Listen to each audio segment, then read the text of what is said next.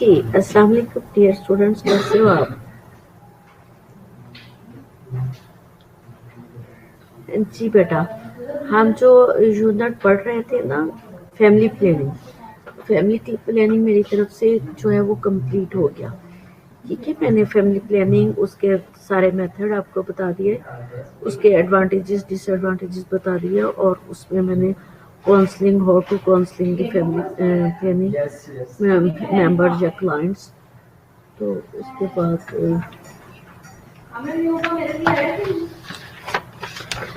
जी, तो अच्छा ठीक है, एक मिनट बेटा।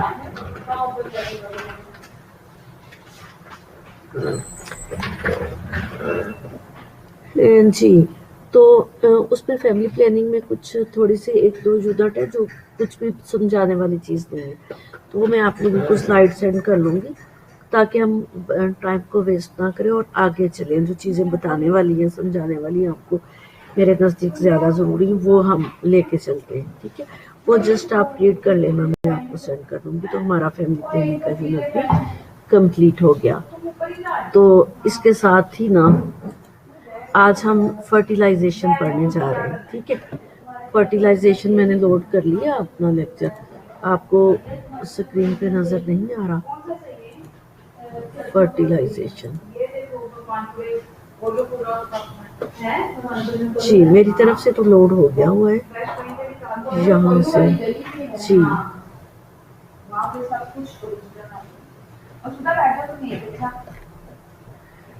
जी बेटा, आपको स्क्रीन पे फर्टिलाइजेशन नजर आ रहा है कि नहीं?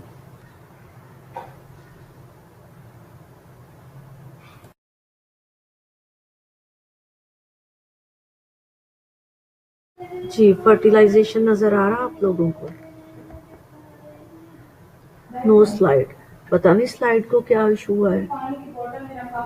यहाँ से तो लोड हुई हुई नजर आ रही है, लेकिन आपकी तरफ नहीं आ रही। यहाँ एडमिन से जो मैंने स्लाइड की है वो तो बिल्कुल नजर आ रही है, यहाँ से विजिबल है स्लाइड। दोबारा डाउनलोड करूँ?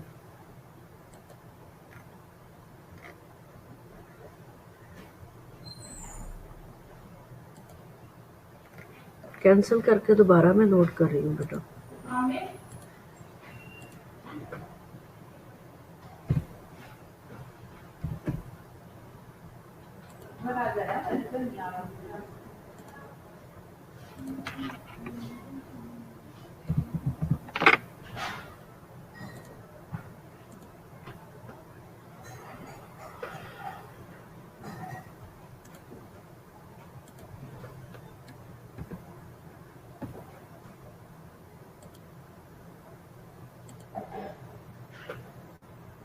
जी बेटा, मैं दोबारा अपलोड कर रही हूँ, आपको नजर आएंगी तो ज्यादा अच्छा पढ़ा जाएगा। अगर नजर ना आई तो फिर मैं दोबारा, मुझे तो नजर आ रही है, मैं पढ़ाती जाऊंगी। ठीक है,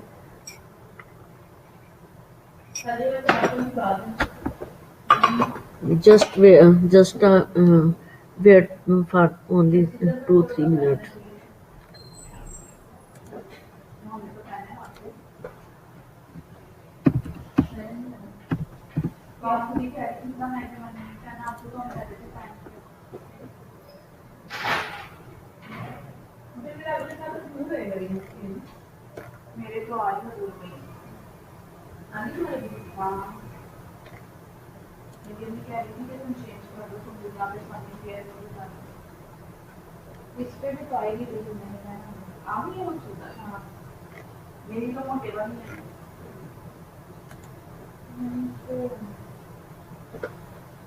सादिया, ये देखो स्लाइड क्यों नहीं आ रही हूँ? हाँ, लोड हो रही है लेकिन सामने स्क्रीन पे नहीं आ रही।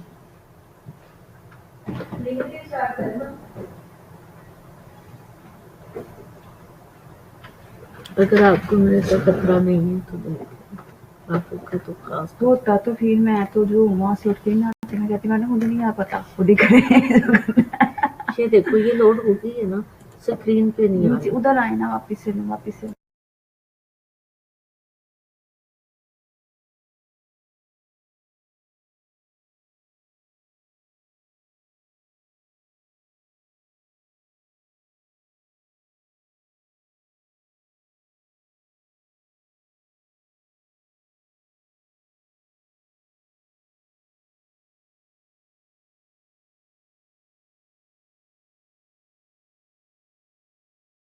हेलो जी बेटा, स्लाइड शो हो रही है। इसको करें, इसको करें दोबारा, नीचे आ जाए। रिस्टार्ट जब तक ना आए। ठीक है, इधर ऊपर करें और ऊपर, इधर स्टॉप स्टॉप करके ना दोबारा से कर लेते हैं। 2 दफा स्टॉप करके दोबारा किया। फिर आप लॉगिन हो दोबारा से, सब कुछ बंद करने दोबारा से लॉगिन होकर दोबारा करें। ऐसे रहने ना एंड इवेंट ना करें।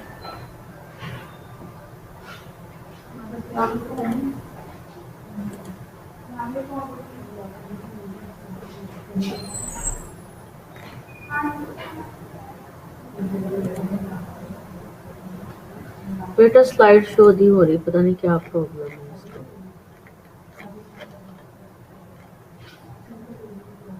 स्टार्ट वाला नहीं हो रहा।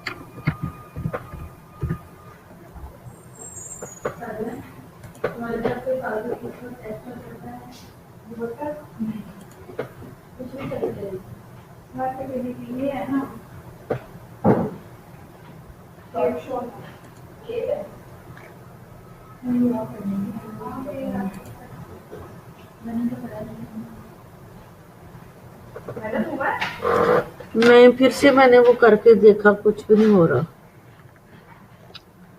या मैं कन्नी को लेके आती हूँ। ये उठा के इसमें के साथ बहुत डिवाइसेस है ना, वो मैं उतार के ले जाती हूँ सारा कुछ। आपने चार्ज बहुत कुछ किया मैंने छुट्टियों में। उस चार्ज को मैंने मार मार के तोड़ दिया। सिग्नल नहीं आ रहे थे, मैंने उसको इतना मारा, सारे छुड़ा रहे थे, मैं फिर मार मार के दौड़ दौड़ के उसको ना पाँव मार मार के तोड़ा।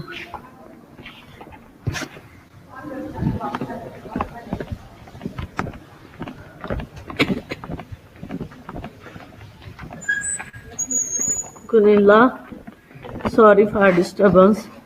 ये बेटा लोड ही नहीं हो रहा। ये देखो लोड हो रहा है ना, लेकिन उधर नहीं आ रहा, यहाँ पे नहीं आ रहा। एक काम करें जरा, 2-3 दफा मैंने इसको ना कैंसिल करके भी दोबारा किया।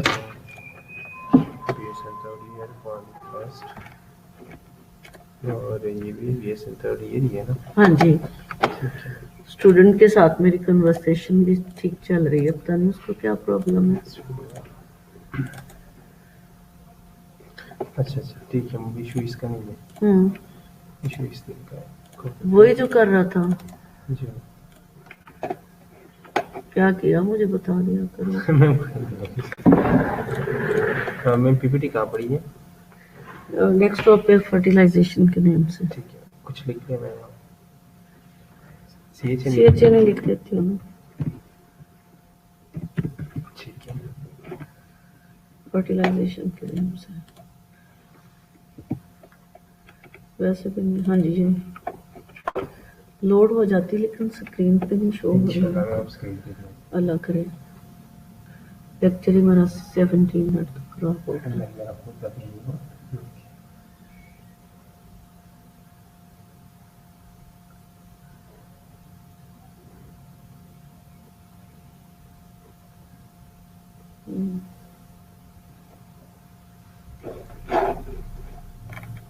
नो भी प्रॉब्लम अभी भी होगा। स्टूडेंट्स को मैं कर दूँ वेट कोई बात नहीं, करेंगे वेट। हो गया ये प्रीव्यू कर दूँ। स्टार्ट नहीं स्टार्ट कर ले। हो गया। हो गया। हुआ क्या हो था गया मुझे मैम। ये बताओ। मैम वो कभी कभार लिंक में इशू आ ही जाता है। अच्छा, अब ये वाला चल जी रहा है, मैम मुझे इसको बंद कर इसको दो तुम। हाँ, शुक्र है, थैंक यू सो मच।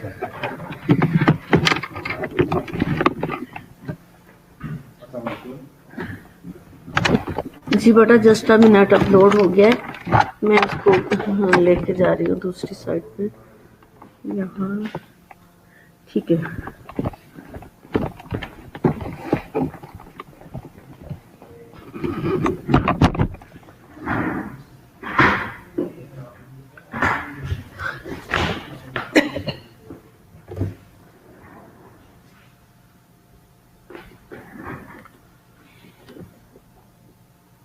अच्छा, जी बेटा, आज का हमारा जो टॉपिक है वो फर्टिलाइजेशन है। ठीक है, अस्सलाम वालेकुम, कैसे हो आप। तो फर्टिलाइजेशन मेरे नज़दीक ज़्यादा इम्पोर्टेंट था, तो मैंने कहा ये पढ़ा देती हूँ। तो फैमिली प्लानिंग जो चीज़ें इम्पोर्टेंट थी वो मैंने पढ़ा दी, एक आधा लेक्चर में वैसे सेंड कर दूँगी। अब फर्टिलाइजेशन के कंटेंट्स जो हम पढ़ेंगे, ऑब्जेक्टिव है इसके, और इंट्रोडक्शन ऑफ फर्टिलाइजेशन। अब फर्टिलाइजेशन में at Titus 2 to 50 ml of ejaculation is deposited in the vagina containing 50 to 300 million sperm present in the seminal fluid.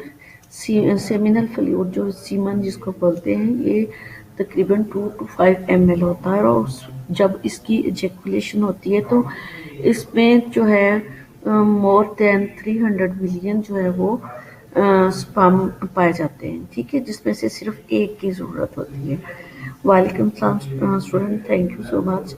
और इसमें the secretion is highly alkaline, the fluid is rich in hyaluronides and prostaglandin.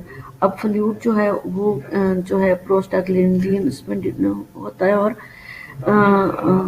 हाइलोरोनाइडेस पाया जाता है, which is energy source of sperm. ये sperm की energy source है। अब देखना ये है कि एनर्जेटिक स्पर्म जो है वो मोर देन 300 मिलियन जो है वो डिपॉजिट होते हैं 2 to 500 ml सीमन में। ठीक हो गई। दूसरी बात जो है वो million of sperm enter in वजाना, approximately 1000 enter in the uterus and only 100 or more reach in the fallopian tube. बात जो बताने वाली फर्टिलाइजेशन कैसे होती है, फर्टिलाइजेशन में मोर देन 300 मिलियन स्पर्म होते हैं, और वो स्पर्म जो सीमन 2 to 500 ml के अंदर होते हैं जब उसकी इजैकुलेशन की जाती है। बट जो जब वो सर्विक्स के रास्ते यूट्रस में जाते हैं तो वो ओनली 1000 रह जाते हैं, और यूट्रस के रास्ते जब वो फ्लोपियन ट्यूब के अंदर जाते हैं तो ओनली 100 रह जाते हैं। ठीक है, और स्पर्म की इंट्रोडक्शन की करवाई गई है। Sperm is divided from the Greek word sperma meaning seed and refer to the male reproductive system। ठीक हो गया। अब इसकी जो चीज़ें दिखाई गई हैं, आगे मैं इसको ज़्यादा जो है डिटेल से बता देती हूँ, जो मेरे पास अगली स्लाइड में ज़्यादा अच्छी डिटेल है। ठीक है, the ovum is one of the largest cell in the human body. Human body में जो ओवम है वो लार्जेस्ट सेल है ह्यूमन। ठीक है, typically visible to the naked eye without the aid of microscope और अदर मैग्निफिकेशन डिवाइस। वाहिद जो है ओवम सिर्फ वही नेकेड आई से विदाउट माइक्रोस्कोपिक जो है डिवाइस नज़र आता है, बाकी सबको माइक्रोस्कोपिक से देखना पड़ता जितने भी सेल हैं। लेकिन ओवम जो है उसको हम बगैर माइक्रोस्कोप के देख सकते हैं। The human ovum measure approximately 0.12 mm in diameter. अब 0.12 mm इन डायमीटर ये जो है सॉरी कह दिया, जब ये पीक लेवल पे होता है, ठीक है, ओव्यूलेशन के करीब ग्रो कर जाता है, तो तब ये 0.12 mm होता। दी मेल पेरीमोडियल सेक्स सेल जिसको जो है oogonia has a diploid 46 chromosomes number develop into the primary oocytes, in which meiosis begin in fertilization life या fetal life, ठीक है। अब इसमें जब है 23 जो है दोनों तरफ से सेल जो है इकट्ठे हो जाते हैं तो 46 हो जाते हैं, और वो फिर मिलके मेयोसिस उनकी स्टार्ट हो जाती है और वो फीटल लाइफ स्टार्ट करते हैं। तो इसमें स्ट्रक्चर ऑफ ओवम का स्ट्रक्चर जो है कुछ यूं से है कि जैसे न्यूक्लियस पड़ा हुआ है, इसके येलो कलर का आपको नजर आ रहा है। तो इसमें जो है follicle cell of the corona radiata. अब कोरोना रेडिएटा जो है इसके बाहर वाली लेयर है जिसको कोरोना रेडिएटा बोलते हैं, ठीक हो गया।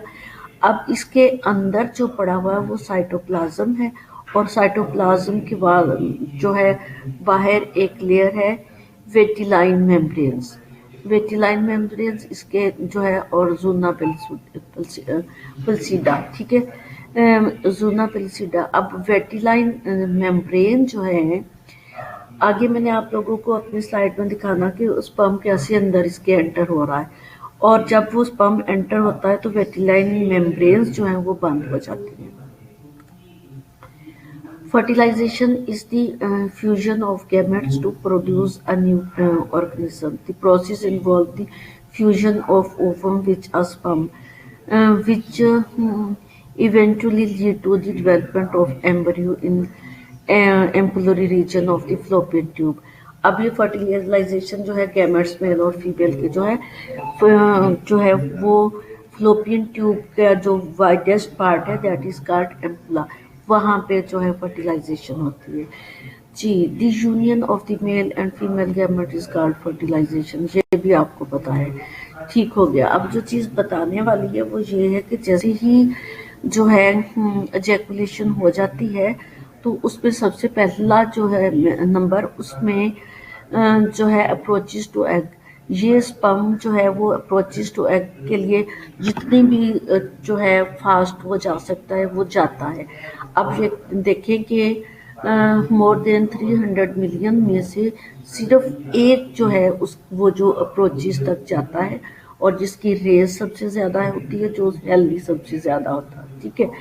अब ये जो स्पर्म है अप्रोचेस द एग नंबर 1 आपको नज़र आ रहा है, इसके हेड के ऊपर जो है ये एक्रोसोम रखे हुए हैं, ठीक है। ये हेड आपको इसके अंदर न्यूक्लियस नजर आ रहा है, न्यूक्लियस के ऊपर हेड है, और हेड के अंदर जो है वो एक्रोसोम्स इसके अंदर लोड किए होते हैं, ठीक है। इसने अब जो है इसमें enters the egg jelly coat. अब ये जो है जेली जो है आउटर लेयर उसके पास जो है वो इसके एक्रोसोम्स जो है वो खुल जाते हैं, ठीक है। अब एक्रोसोम्स आपको नज़र आ रहा होता है कि किस तरह उसने उनको छोड़ा है, और जो है ओवम जो है वो ब्रेक डाउन होना स्टार्ट हो गया, ठीक है।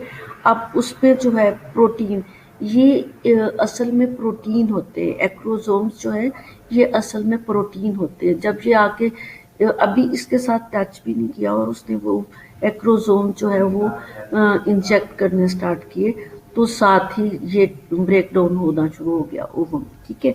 अब protein on the sperm head bind receptors. अब ये प्रोटीन्स जो थे इसने जो छोड़े हैं और ये ब्रेक डाउन होना शुरू हो गया, और इसके अंदर रिसेप्टर पड़े हुए हैं, रिसेप्टर प्रोटीन, ठीक है। अब इसके जो न्यूक्लियस रिसेप्टर्स है उन्होंने उसको जो है रिसीव करना स्टार्ट किया। नंबर 4 पे फिर क्या हुआ, the plasma membranes of the sperm and egg fused. अब प्लाज्मा मेम्ब्रेन्स जो है वो एक्रोसोम्स का सारा काम था, उसने प्लाज्मा मेम्ब्रेन्स जो है उनको फ्यूज कर दिया और उसके अंदर एंटर होना स्टार्ट कर दिया स्पर्म, ठीक हो गया। नंबर 5 पे क्या हो गया, the sperm nucleus enter the egg cytoplasm. अब उसका न्यूक्लियस साइटोप्लाज्म के अंदर चला गया है। अब आप अंदर देखो, साइटोप्लाज्म के अंदर एक तरफ तो न्यूक्लियस स्पर्म का पड़ा हुआ है, दूसरा एग जो है न्यूक्लियस है। दोनों न्यूक्लियस जो है अब इनकी फर्टिलाइजेशन होने लगी है। नंबर 6 पे जो है फर्टिलाइजेशन जो है हो चुकी है इनकी, ठीक है। Fertilization membrane forms. अब फर्टिलाइजेशन दोनों जब मिले तो नेक्स्ट इनकी जो आपको दो एरो नजर आ रहे, तो इनकी फर्टिलाइजेशन होगी। अब फर्टिलाइजेशन में नंबर 7 जो इसके अंदर है, ये फर्टिलाइजेशन जब इनकी हो जाती है तो इसको हम जाइगोट बोलते हैं, ठीक है। The nuclei of the cytoplasm egg जो है वो फ्यूज हो जाते हैं। दोनों फ्यूज होके तो इनको इनका एक न्यूक्लियस बन के दोनों का मिक्सअप होके तो इसको हम जाइगोट बोलेंगे, ठीक है। Zygote, fertilized ovum is called zygote. अब कैपेसिटेशन क्या थी? कैपेसिटेशन जो है वो देखो, जो मैंने आपको स्पर्म का सारा पूरी स्लाइड में बताया, तो नंबर 1 पे जो कैपेसिटेशन, जैसे ही the sperm head is loaded with acrosome content and its activation is called capacitation, ठीक है। जैसे ही वो उसकी जो है एक्रोसोम लोड करके, प्रोटीन को लोड करके चलना भागना स्टार्ट करता है, तो उस टाइम को कैपेसिटेशन कहते हैं, ठीक है। अब बाकी चीज़ें मैंने आपको बता दी हुई हैं कि कैसे कैसे वो जो है ओवम के अंदर एंटर हुआ, ठीक हो गया। अब ओव्यूलेशन क्या है, ये तो मैंने स्पर्म का बताया कि कैपेसिटेशन क्या होता है और स्पर्म किस तरह से एंटर हुआ। अब ovulation, follicle stimulation hormones secreted in the blood stream by the pituitary causes ovum growth. After the egg mature and second hormones from the pituitary, the luteinizing hormone is liberated. This causes the egg release from ovum called ovulation. अब मैं ovulation में बहुत लंबी नहीं जाऊंगी, मैं आप लोगों को मेंस्ट्रुअल साइकिल ज़रूर पढ़ाऊंगी। अब ओव्यूलेशन पूरा जो है मेंस्ट्रुअल साइकिल का, नीचे आपको जो पिक नज़र आ रही है वो पूरा मेंस्ट्रुअल साइकिल है। मैंने मेंस्ट्रुअल साइकिल की तरफ इस वक्त नहीं जाना, सिर्फ मैंने इस वक्त आप लोगों को ये बताना कि जब ग्राफियन फॉलिकल मैच्योर हो जाता है और ग्राफियन फॉलिकल मैच्योर हो के वो पीक लेवल पे होता है ना 14 डेज के बाद, और वो रप्चर हो जाता है। जब वो रप्चर होता है तो उसको कहते हैं कि ओव्यूलेशन। उसमें से ओवा प्रोड्यूस होता है और वो ओवा प्रोड्यूस होके फ्लोपियन ट्यूब के अंदर चला जाता है, तो दैट इज कॉल्ड ओव्यूलेशन। अब ये ओव्यूलेशन का पूरा प्रोसेस है मेंस्ट्रुअल साइकिल का, तो मुझे नहीं पता कि आप लोगों को आता है कि नहीं, तो जैसे ही मुझे टाइम मिला 1 बाय 1 तो मैं वो भी पढ़ा दूंगी। इस वक्त मैंने आप लोगों को बताया कि ग्राफियन फॉलिकल मैच्योर होके उसमें से जब ओवा प्रोड्यूस होता है तो दैट इज कॉल्ड ओव्यूलेशन, ठीक हो गया। अब प्रोसेस ऑफ फर्टिलाइजेशन क्या है? The sperm penetrate egg using enzyme to break through the egg protective layer. अब जैसे नंबर 1 पे मैंने बताया था कि जो पेनिट्रेशन जाकर स्टार्ट कर देता है, once inside the egg the nucleus membrane. अब ये सारी चीज़ें मैंने आप लोगों को 1 से 7 तक बता दी, ये प्रोसेस ऑफ फर्टिलाइजेशन था। लेकिन जो जैसे ही जो कैसे कैसे स्पर्म गया और कैसे कैसे उसने एक्रोसोम एंटर किया और कैसे वो साइटोप्लाज्म में गया और कैसे फर्टिलाइजेशन हुई, ये सारी चीज़ें वो हैं जो मैंने आप लोगों को बता दी। जो ज़रूरी चीज़ है वो ये है कि क्लीवेज, ठीक है। अब इन अ फर्टिलाइज्ड एग और zygote this mitotic division is called जो है क्लीवेज। अब फर्टिलाइजेशन जो है, आपको अगर मेरी स्लाइड नज़र आ रही है तो मेरी स्लाइड में फर्टिलाइज्ड ओवम में ये देखो जहाँ पे जो है फर्टिलाइजेशन हुई और डे जो फर्टिलाइज्ड ओवम को हमने ये कहा कि ये है जाइगोट। और जाइगोट जो है नंबर 1 पे जब किया तो इसको हमने क्लीवेज कहा, ठीक है। अब क्लीवेज जो है नंबर 2 पे ये जो है डबल हो जाता है। आपको पता है जब इसकी जो है डिवीजन होती है तो ये डबल हो गया, डबल से ये फोर्थ हो गया, ठीक है।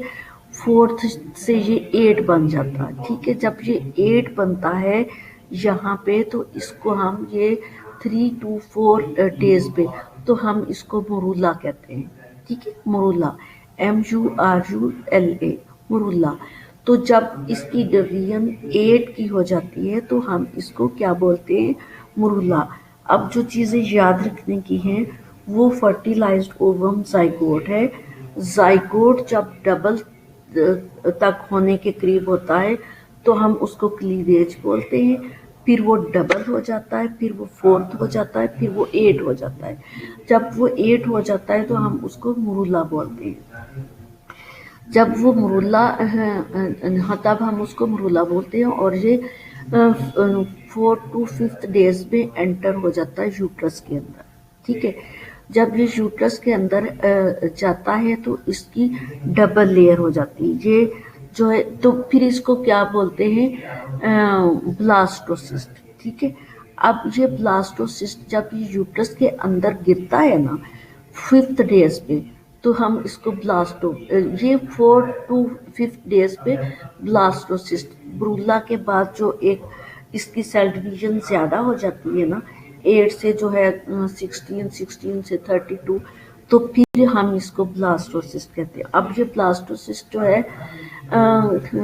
एंटर हो जाता है यूट्रस के अंदर, ठीक है। अब जब ये यूट्रस के अंदर एंटर होता है तो ये डबल हो जाता है ब्लास्टो। नंबर आपको जो है 5th दिखा दिया, 7th और आगे 9th। इनकी डिटेल में आपको आगे जो है अपनी स्लाइड में बताने जा रही हूँ, ठीक है। अब ये जो ब्लास्टोसिस्ट अंदर गया तो इसकी इनर सेल मैस हो गया और आउटर सेल मैस हो गया, ठीक है। इनर सेल मैस जो है उसमें जो है वो जो है ओवम सॉरी जो इनर सेल मैस है उसमें एक जो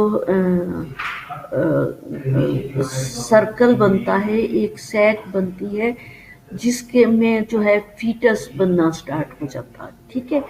अब यहाँ से थोड़ा सा आपको मे भी कॉम्प्लिकेट करेगा कि जो फर्टिलाइज्ड ओवम, जाइगोट से क्लीवेज, क्लीवेज से मुरुला और मुरुला से जो है ये ब्लास्टोसिस्ट, और ब्लास्टोसिस्ट होके ये यूट्रस के अंदर आया। यूट्रस के अंदर आके ब्लास्टोसिस्ट जो है 2 हिस्सों में, प्रोफोब्लास्ट और ब्लास्टोसिस्ट। अब प्रोफोब्लास्ट जो है उसने प्लेसेंटा बनाना और ब्लास्टोसिस्ट जो है वो इनर सेल मैस हो गया। अब उस इनर सेल मैस में जो है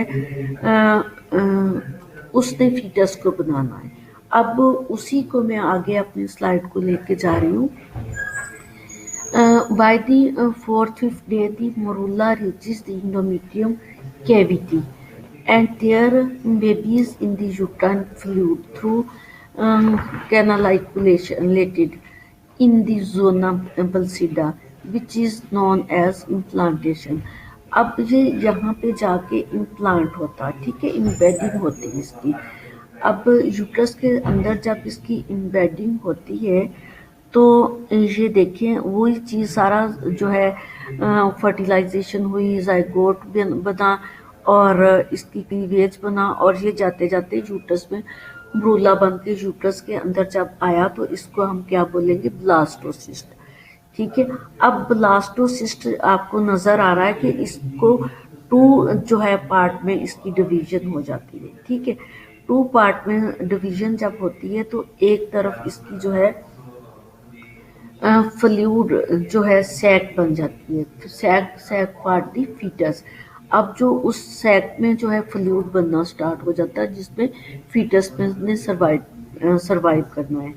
प्लेसेंटल फॉर्मेशन, अभी ये placental blastocyst, the outer layer of the blastocyst form a membrane that protect the nourished and developing embryo. The embryo is known as the amniotic sac.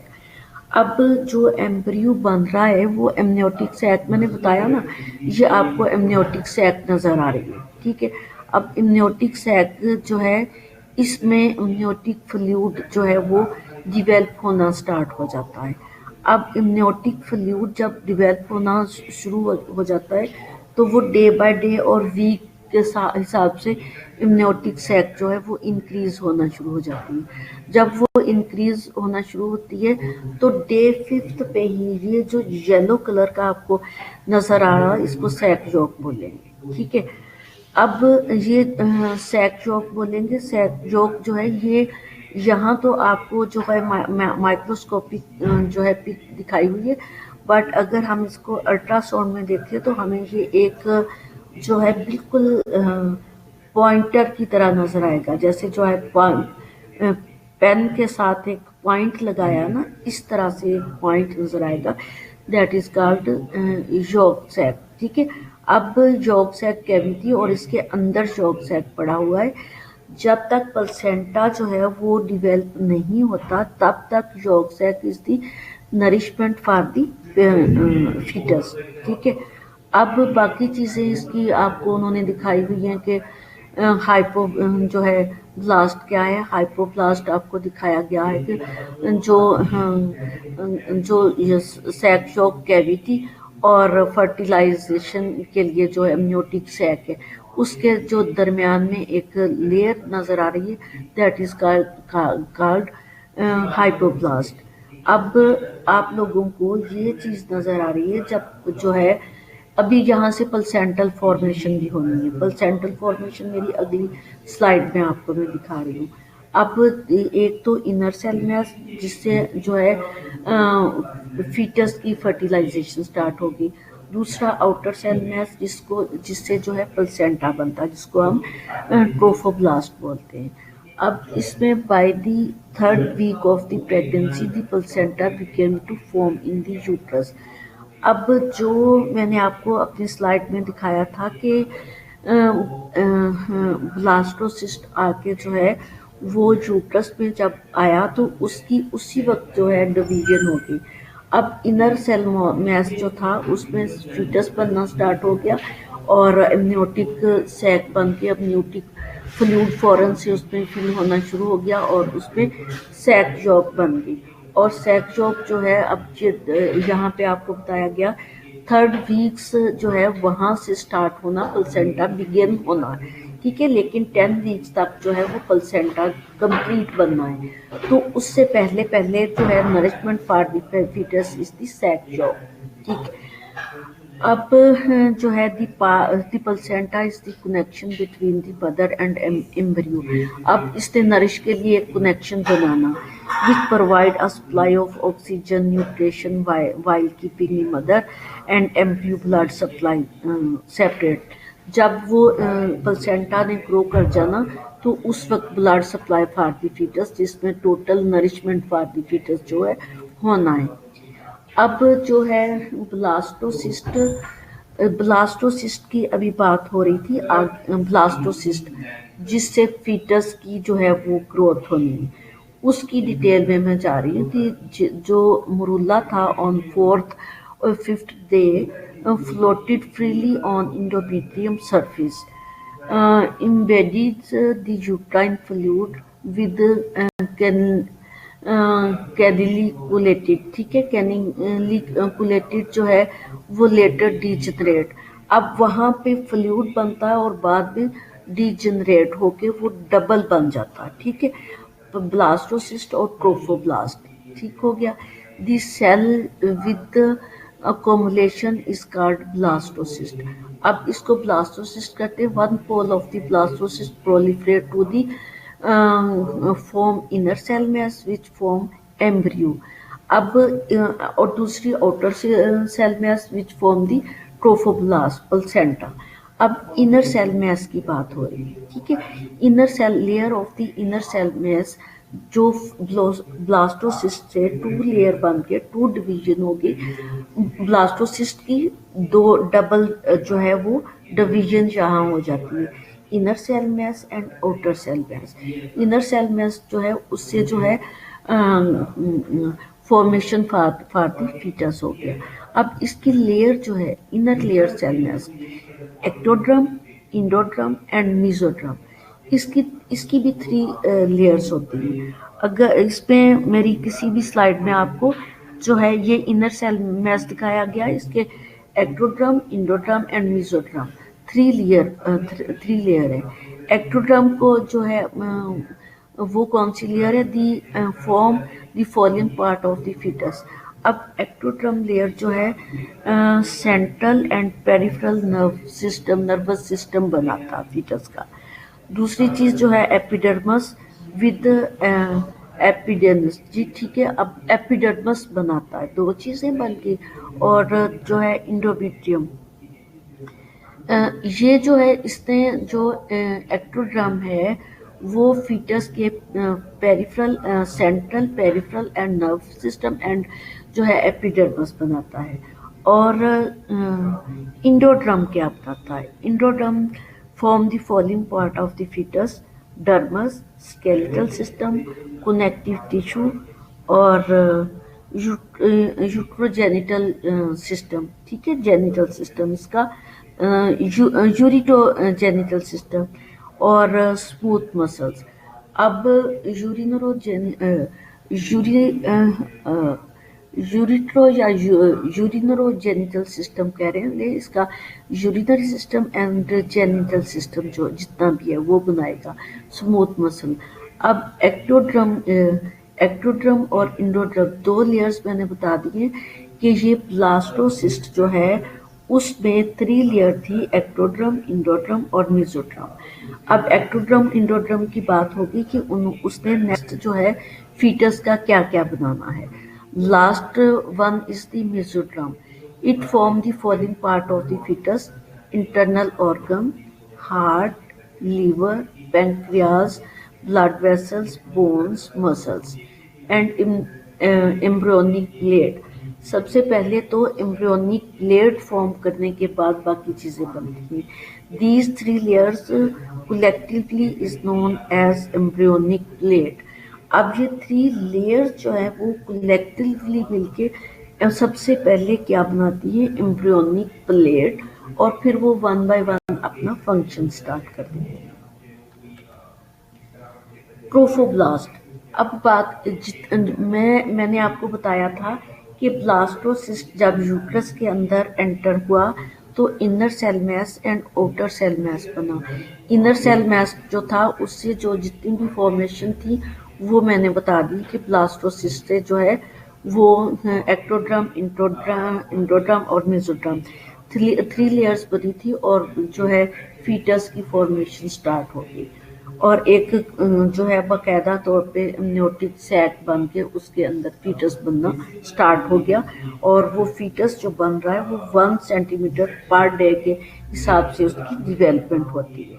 अब दूसरी तरफ जो है ट्रोफोब्लास्ट है। The outer layer of the floated cell of the blastocyst is known as trophoblast, which form the placenta and chorion, and inner cell mass from the embryo and amnion। ठीक हो गया।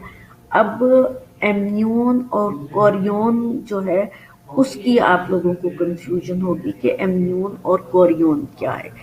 अब जो एमनियोटिक फ्लूइड की internal layer को amnion बोलेंगे, जिसके अंदर आपने एमनियोटिक फ्लूइड से याद रखना कि एमनियोटिक फ्लूइड जिस सेल के अंदर है उसको एमनियन बोलेंगे। दूसरी जो है कोरियन, वो अब दोनों आपस में जुड़ी होती है ना, ये दोनों जैसे जो है ब्लास्टोसिस्ट एंटर हुआ तो उनकी डिवीजन हुई तो वो दरमियान से जुड़ी होती है, ठीक है। जो फीटस की तरफ चली गई और उसने एमनियोटिक फ्लूइड बना दिया तो उस लेयर को एमनियन, और उसके बाहर जो प्लेसेंटा का ट्रोफोब्लास्ट बनाएंगे उसको कोरियन बोलेंगे, ठीक है। कोरियोनिक विलाइज। अब जो प्लेसेंटा की फॉर्मेशन होनी है उसको हम बोलेंगे कोरियोनिक विलाइज। अब उसकी जो डिवीजन हुई, उसकी जो फीटस की तरफ लेयर चली गई और उसके अंदर amniotic fluid that is called amnion, और जो उसी की जो दूसरी वॉल कह लें या डिवीजन कह लें जिसने प्लेसेंटा बनाना, जो प्लेसेंटा की तरफ चली गई उसने कोरियोनिक विलाइज बनानी है and that is called Korean, ठीक है। अब यहाँ तक आपको समझ आ गई। मेरे पास 48 मिनट हो गए, तो मैं बेटा फटाफट आप लोगों की अटेंडेंस ले लूँ।